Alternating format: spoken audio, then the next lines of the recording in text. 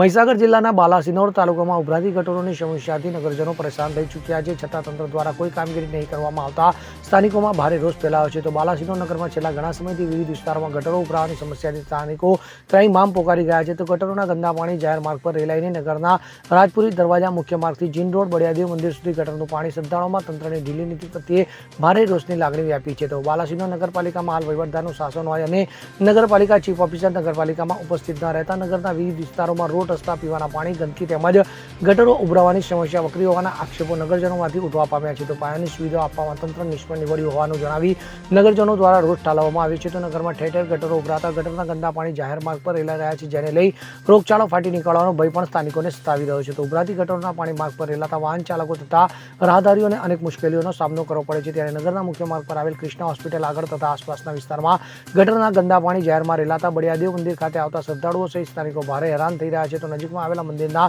અવરજવરના મુખ્ય માર્ગ અને હોસ્પિટલોમાં સારવાર અર્થે આવતા દર્દીઓને પણ આ સમસ્યાથી હેરાન થઈ રહેવું પડે છે. ત્યારે પાલિકા તંત્રમાં અવારનવાર આ મામલે રજૂઆત કરવા છતાં પાલિકાના શાસકો કોઈ ધ્યાન ન આપતા હોવાના આક્ષેપ સાથે આ સમસ્યાનો સત્વરે ઉકેલ લાવવા નગરજનો દ્વારા માંગ ઉઠવા પામી છે. સંદીપ દેવાસરી સાથે CN24 ન્યૂઝ, મહીસાગર. હવે જુઓ દેશ દુનિયાની તમામ ખબરો તમારી આંગળીના ટેરવે.